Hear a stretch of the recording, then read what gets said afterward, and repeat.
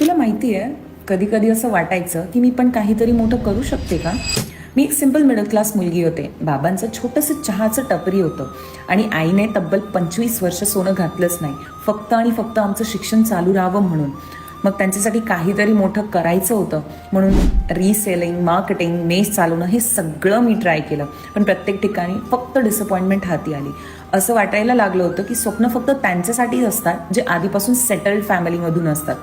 एक दिवस हाय स्किल्सबद्दल कळालं.